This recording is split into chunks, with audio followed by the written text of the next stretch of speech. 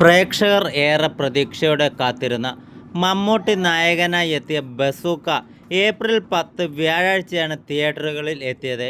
മറ്റൊരു നവാഗതനായ സംവിധായകൻ മമ്മൂട്ടി എഴുതുന്ന ചിത്രം.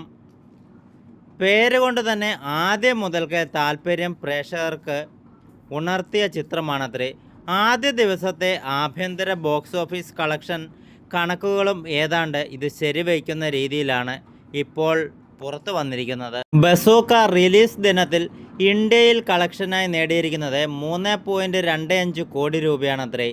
ബോക്സ് ഓഫീസ് ട്രാക്കർമാരായ സ്കറിൽസ്.com പ്രസിദ്ധീകരിച്ച പ്രാഥമിക കണക്ക് പ്രകാരം നേരത്തെ റിലീസിന് മുൻപ് 1.50 കോടിയാണ് ചിത്രം കേരളത്തിൽ നിന്നും അഡ്വാൻസ് ബുക്കിങ്ങിലൂടെ നേടിയിരിക്കുന്നത്. ഡിനോ ഡെന്നിസ് സംവിധാനം ചെയ്യുന്ന ചിത്രത്തിൽ മമ്മൂട്ടിക്കൊപ്പം പ്രശസ്ത സംവിധായകനും നടനുമായ ഗൗതം വാസുദേവ് മേനോൻ ഒരു നിർണായക കഥാപാത്രത്തെ അവതരിപ്പിക്കുന്നുണ്ടത്രേ.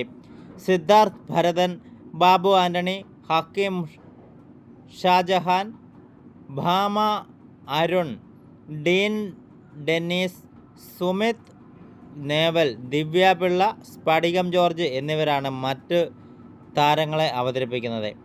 ഒരു മൾട്ടി ലെവൽ ഗെയിം പോലെ ബോളിവുഡിന് അധികം പരിചിതമില്ലാത്ത ഗെയിം ത്രില്ലർ വികസിപ്പിച്ച് ക്ലൈമാക്സിൽ സർപ്രൈസ് നൽകുന്ന ചിത്രമാണ് ബസൂക്കയുടേത് എന്നാണ് പൊതുവിൽ റിവ്യൂ വന്നിരിക്കുന്നത്.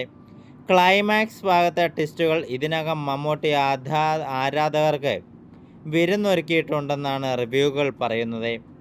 നിതീഷ് രവിയാണ് ചിത്രത്തിൻ്റെ ഛായാഗ്രഹണം നിർവഹിച്ചിരിക്കുന്നത്. സയ്യിദ് അബ്ബാദ് നിർവഹിക്കുന്ന പശ്ചാത്തല സംഗീതവും പ്രമേയത്തിലെയും കഥയ്ക്കും ആഖ്യാനത്തിനും അടിവരയിട്ട് ത്രസിപ്പിക്കുന്നതു കൂടിയാണ്. നിഷാദ് യൂസഫിൻ്റെയും പ്രവീൺ പ്രഭാകറിൻ്റെയും കട്ടുകളും ബസൂക്കയ്ക്ക് പുതുമ നൽകുന്നുണ്ടത്രേ. ബസൂക്കയുടെ ഈ വിജയം ആരാധകർ ഏറെ സന്തോഷത്തോടു കൂടിയാണ് ഏറ്റെടുത്തിരിക്കുന്നത്.